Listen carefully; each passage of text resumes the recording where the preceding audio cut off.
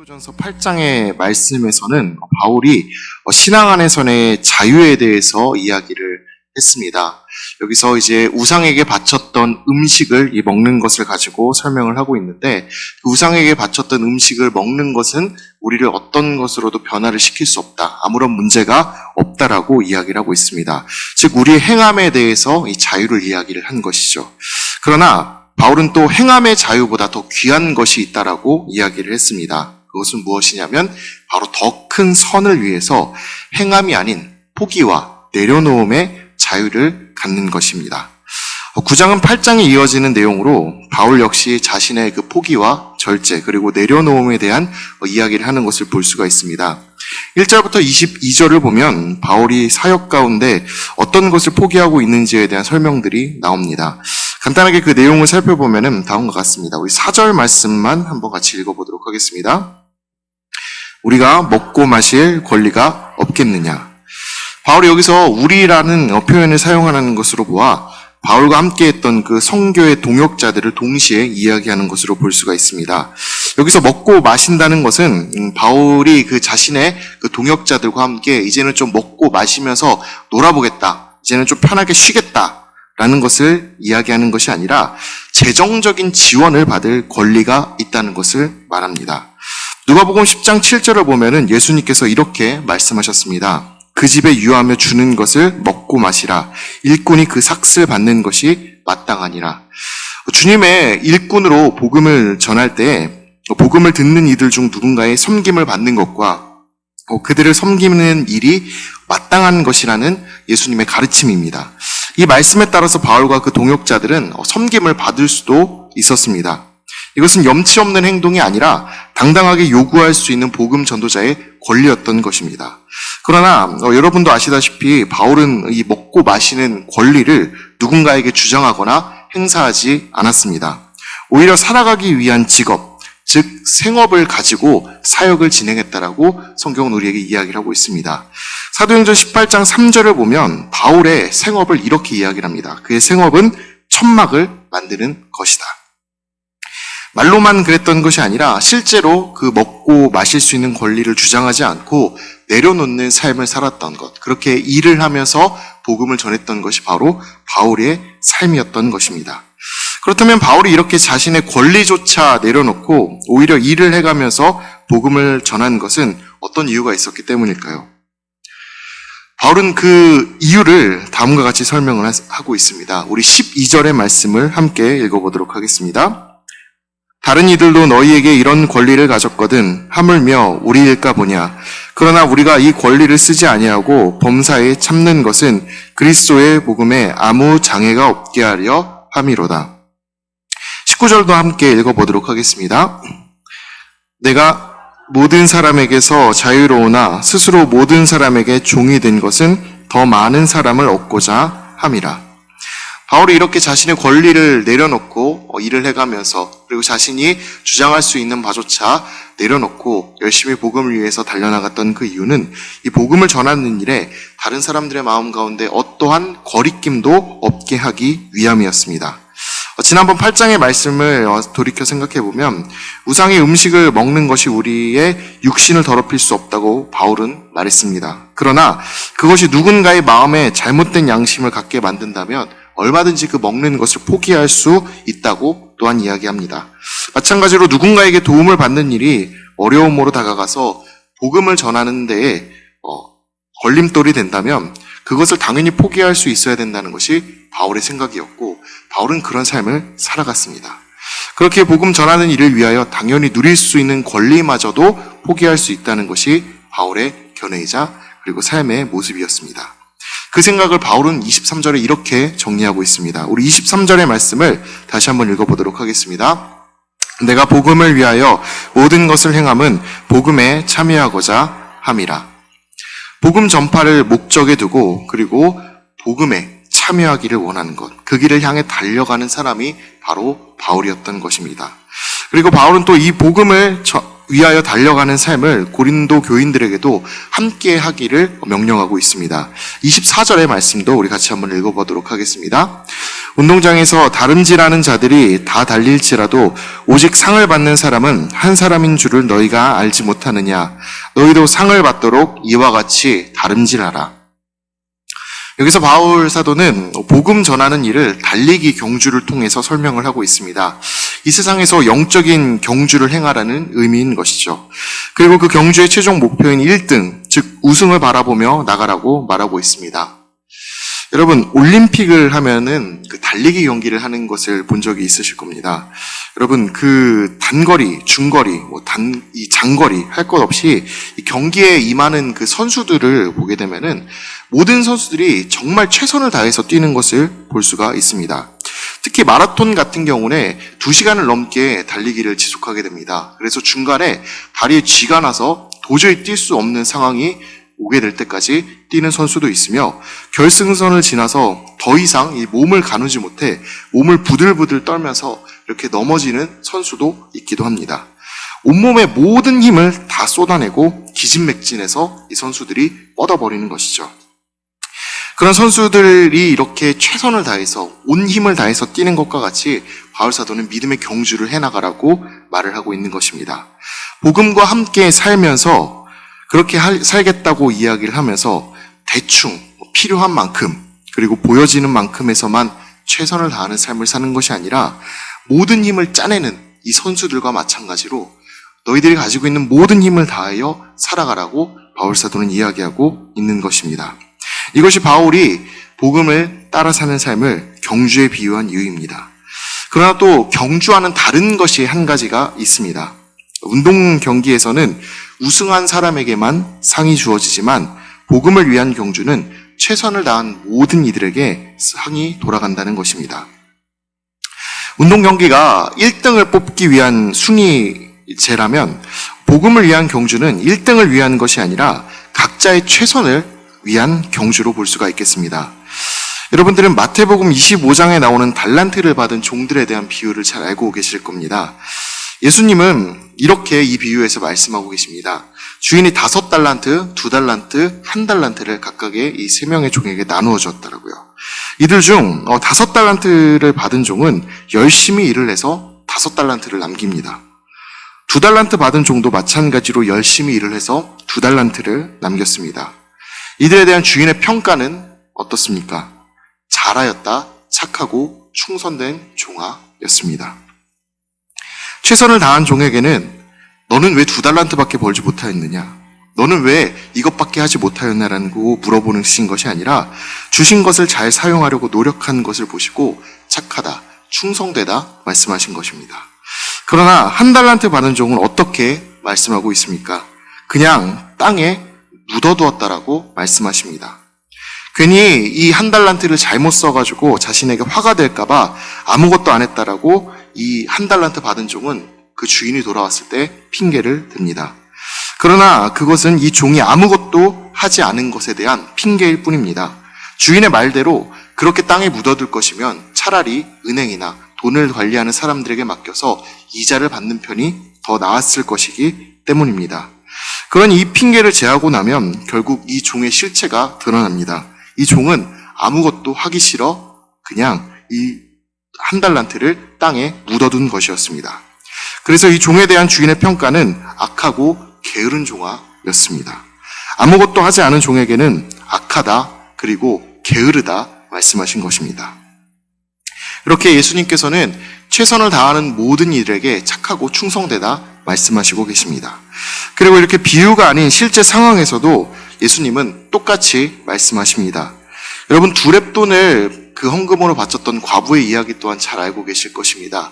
예수님께서는 아무리 많은 헌금을 한 그 부자들보다 그 두렙돈의 헌금을 한 과부의 헌금을 보시면서 가장 큰 헌금을 했다라고 이야기를 하십니다. 그것은 그녀가 가진 그날의 전 재산이었기 때문입니다. 그날 살아갈 수 있는 그녀의 모든 재산이었기 때문입니다. 이 경주 역시도 마찬가지입니다. 최선을 다한 이들에게는 최선에 대한 상이 있을 뿐입니다. 너는 왜 2등을 했느냐? 4등, 5등은 순위권 바뀌니 이제 논의에서 이제 제외가 된다. 이런 말씀을 하지 않으십니다. 최선을 다한 모든 이들은 하나님 앞에서 1등인 것입니다. 하나님은 1등을 원하는 것이 아니라 우리들 사이에서의 1등을 원하시는 것이 아니라 하나님을 향해 최선을 다하는 삶을 원하시는 것입니다. 그래서 바울은 경주하는 이들이 1등을 목표로 최선을 다하는 것과 같은 삶을 살 것을 교인들에게 말하고 있는 것입니다. 그렇게 이는 또 우리에게도 해당하는 말이라고 생각할 수 있습니다. 복음을 지니고 있는 이들, 복음을 전해야 하는 사명을 지닌 사람들, 그리고 복음을 향해 나아가는 그 사람들, 이 사람들은 모두 최선을 다해야 하는 존재들이기 때문입니다. 여러분들은 이 경주에서 승리하기 위해, 그리고 최선을 다하기 위해 어떤 노력을 하고 계십니까? 바울 사도는 이 최선의 모습을 다음과 같이 설명을 하고 있습니다. 25절부터 함께 살펴보도록 하겠습니다. 먼저 25절의 말씀을 함께 읽어보도록 하겠습니다. 이기기를 다투는 자마다 모든 일에 절제하나니 그들은 썩을 승리자의 관을 얻고자 하되 우리는 썩지 아니할 것을 얻고자 하노라. 25절에서 말하고 있는 그 최선의 모습 첫 번째는 절제입니다. 이 절제는 내게 주어진 자유 혹은 정당한 권리 등을 포기하는 모습 혹은 그 과정을 말하는 것입니다. 운동선수들에 대한 이야기를 시작했으니 다시 한번 운동선수들의 이야기를 해보면 이 운동선수들은 결과를 내기 위해서 엄청난 절제를 하는 것을 볼 수가 있습니다. 예를 들면 권투 선수들이 그 자신의 체급에 맞는 그 몸무게를 맞추기 위해서 이 시합 얼마 전부터 굉장히 혹독한 다이어트를 하시는 것을 알고 있을 것입니다. 심지어 이 선수들은 물조차 입에 대지 않으며 그 목표한 체중을 맞추기 위해서 극한의 다이어트를 하게 됩니다. 음식물 섭취를 이제 금지하는 것이죠. 그리고 여러분들 추신수 선수도 잘 알고 계실 것입니다. 이 추신수 선수에 대한 일화도 있는데 이 추신수 선수는 미국으로 건너간 이 초창기를 제외하고는 콜라와 피자를 그 선수 생활 내내 거의 먹지 않았다라고 이야기를 합니다. 싫어가지고 먹지 않은 것이 아니라 원래는 콜라를 정말 좋아하는 사람이라고 이야기를 합니다. 그런데 그 어느 날 운동선수에게 굉장히 콜라가 좋지 않다라는 어느 코치의 조언을 듣고 나서는 그때부터 콜라를 그리고 피자를 절대 입에 대지 않았다라고 이야기를 합니다. 그렇게 모든 것을 절제하고 난 뒤에야 선수로서 성공을 할 수가 있었던 것이죠. 그리고 여러분들 축구를 보시면 축구 선수들이 경기 중에 그 물을 마시는 장면들을 보신 적이 있을 것입니다. 그런데 그 물을 마시는 장면을 보면은 좀 특이하게 이 선수들이 물을 마십니다. 물을 꿀꺽꿀꺽 마시는 것이 아니라 입에 머금었다가 대부분 다 뱉어버리곤 합니다. 이렇게 물을 뱉는 이유는 그 축구 선수들이 뛰어다니면서 물이 배에 차면은 뛰는데 방해가 되기 때문이라고 합니다. 또 물을 많이 마시고 갑자기 격하게 몸을 움직이게 되면 복통이 올 수도 있기 때문에 물을 많이 마시지 않는 것이라고 합니다. 하지만 운동 중에 또 갈증이 심하게 나면 안 되기 때문에 약간의 갈증 해소를 위한 물만 입에 머금고 그 이상의 양은 다시 뱉어내 버리는 것이죠. 그래서 저는 참 이게 힘든 일이라고 생각이 됩니다. 더운 상태에서 조금이라도 걸어보신 분들, 여름에 걸어보신 분들은 아실 겁니다. 갈증이 그렇게 쉽게 도져버리고 납니다. 땀이 몸에서 나면 말이죠. 그렇게 본능적으로 우리는 물을 찾게 됩니다. 그런데 이 선수들은 전력을 다해서 뛰느라 옷이 마치 땀으로 샤워한 것 같은 그렇게 많은 수분을 쏟아냈음에도 불구하고 최선의 그 컨디션을 위해서 땀을 흘리는 중에도 본능을 참고 물을 마시는 것을 억제하는 것입니다. 이렇게 절제하는 이유가 무엇입니까? 이렇게 운동선수들이 자신의 본능을 억누르는 이유가 무엇입니까? 그것은 바로 최상의 상태를 유지하기 위해서, 그리고 시합에 임하기 위해서입니다. 그리고 좋은 결과를 얻어내기 위해서입니다. 즉 승리를 얻기 위함인 것이죠. 바울은 복음을 향해 달려가는 이들을 향해서 운동선수들이 이렇게 절제하고 그리고 자신을 다루는 그 모습을 닮으라고 말하고 있는 것입니다. 복음의 승리를 위해서 절제의 미덕을 갖추라고 이야기하는 것이죠. 복음을 위해서는 절제는 필수입니다. 모든 것을 즐기며 복음의 승리를 원할 수는 없습니다. 세상에서의 향락을 즐기며 복음의 승리를 원하는 것은 노력 없이 결과만을 원하는 게으른 운동선수와도 같습니다. 복음의 승리를 위해서라면 때로는 절제해야 할 것들을 과감하게 끊어내고 한 가지 목표에 최선을 다하는 집중이 필요합니다. 그렇게 복음의 승리를 위해서 버려야 할 것들을 과감하게 포기하며 절제해야 할 것들을 줄여나가는 결단이 우리에게는 필요한 것입니다. 복음을 위해 절제하며 취해야 할 것들을 취하고 그리고 버려야 할 것들을 버리는 삶을 살아가는 여러분 되기를 진심으로 바랍니다. 최선의 모습 두 번째는 목적과 방향을 정확히 정하고 그리고 분별력을 가지고 행하라는 것으로 볼 수가 있겠습니다. 우리 26절의 말씀을 함께 읽어보도록 하겠습니다. 그러므로 나는 다름질하기를 향방 없는 것 같이 아니하고 싸우기를 허공을 치는 것 같이 아니하며 26절에서 바울은 그러므로 나는이라는 표현으로 자기 자신의 모습이 마치 실제 운동선수인 것처럼 묘사해서 말하고 있습니다. 여기에서는 총 두 가지 종목의 선수가 나오는데 달리기 선수와 권투 선수에 대한 비유가 나옵니다. 이 두 선수 모두에게 필요한 것은 정확한 목표와 방향을 정하고 그것을 향해 나갈 수 있는 혹은 주먹을 뻗을 수 있는 바른 판단을 가지는 것입니다. 달리기 시합을 하는 선수가 목표로 해야 하는 것은 무엇일까요? 결승점이겠습니다. 또 그만큼 중요한 것 한 가지가 있습니다. 바로 정확한 코스를 따라 나아가는 것입니다.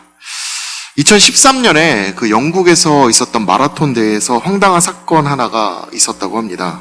1위를 제외한 2위부터의 그 이하의 모든 순위의 선수들 5,000명 전원이 실격을 당하는 사건이 발생을 한 것입니다. 그 이유는 간단했습니다. 2위와 3위 선수가 코스를 잘못 선택해서 정해진 코스보다 264m 짧은 코스를 달렸기 때문입니다. 2위 선수가 잘못된 방향으로 가자 그 뒤를 따르던 모든 선수들이 앞에 선수가 가는 길이니까 당연히 바른 길이겠지라고 생각을 하면서 전부 따라갔다가 1등 한 명을 제외하고 전부 실격을 당하는 일이 벌어진 것입니다. 정확한 방향을 본인이 숙지하고 있었다면 이런 실수는 없었을 것입니다. 최소한 완주는 할 수 있었을 것입니다. 그러나 목표가 있어도 그 방향을 선택하는 이 정확한 분별력이 없었던 이 뒤에 달리던 5,000명의 모든 선수들은 모두 실격하고 말았습니다. 세상을 살아가는 우리도 때로는 이런 상황을 겪을 것입니다. 남들이 다 향하는 길이니까 바른 길처럼 보이는 곳이 있을 수도 있겠습니다. 그들이 이렇게 우리에게 말할 수 있겠습니다. 교회는 뭐하러 가는가? 헌금은 뭐하러 하는가? 그런 거 안 하고도 잘 사는 사람들은 얼마나 많은가? 한번 봐라. 많은 이들이 그런 삶을 살고 있다고 우리를 향하여 말할 수도 있을 것입니다. 그렇게 많은 사람들이 우리에게 찾아와 이야기할 때 우리보다 더 많은 사람들이 그런 길을 걸어가고 있으니 그게 바른 길일까? 이렇게 생각하면 과연 옳은 것일까요? 우리는 그 길이 옳지 않은 것을 알고 있습니다. 바른 길은 때로는 넓고 좋고 편한 길이 아니라 좁은 길일 수도 있음을 말이죠. 그렇게 남들 따라가는 것이 아니라 바른 길을 찾을 수 있는 분별력을 갖기 위해 하나님께 지혜를 바라고 그 지혜 가운데서 행하는 우리가 되어야 하겠습니다. 바울이 이처럼 운동선수로 비유하여 설명하고 있는 신앙을 향한 이 최선의 노력은 대강대강이 아니라 전심전력을 다하는 것입니다. 모든 것을 하나님께 맡기고 나아가는 것입니다. 27절에서 바울은 이것을 내 몸을 쳐서 복종하게 하는 것이라 말하고 있습니다. 이 복종은 누구를 위한 것일까요? 나를 위함이 아니라 바로 하나님을 위함입니다. 우리는 하나님을 위해 살아가도록 우리를 변화시켜야 하겠습니다. 특히 이전까지 내 뜻과 생각대로 살며 절제와 분별을 행하지 않던 길에서 벗어나 하나님이 원하시는 방향으로 나갈 수 있도록 항상 훈련해야 합니다. 그렇게 훈련하고 준비된 사람을 하나님께서 사용하십니다. 그 순간을 위해 우리는 절제하고 목표를 정하고 분별하는 삶을 살아야 하는 것입니다. 바울 역시도 이 하나님의 이 사명의 자리로의 부름을 기다리며 항상 훈련을 게을리하지 않았습니다. 하나님이 원하시는 선교지를 향해 끊임없이 기도했으며 말씀을 향한 열정 가운데 살았습니다. 그가 기록한 수많은 서신서들의 내용이 그것들을 말하고 있습니다. 그렇게 준비된 바울을 하나님께서 부르셨고 사명의 자리 가운데로 인도하셨습니다. 하나님께 혹시 부름 받으시고 그리고 사명의 자리로 초대받기를 원하십니까? 그렇다면 오늘 말씀을 기억하시길 바랍니다. 그리고 삶에서 절제를 행하시기를 바랍니다. 세상 양락을 다 즐기는 것은 하나님의 일을 하기에 적합한 훈련법이 아닙니다. 세상의 것을 멀리하고 하나님을 가까이 하는 것, 말씀을 가까이 하는 것이 바로 하나님의 일을 하기에 적합한 훈련법입니다. 세상에 많은 사람들이 가는 길을 따라가는 것이 항상 바른 길이 아니며 바른 분별력 또한 아닙니다. 진정한 분별력은 하나님이 원하시는 길을 찾는 것입니다.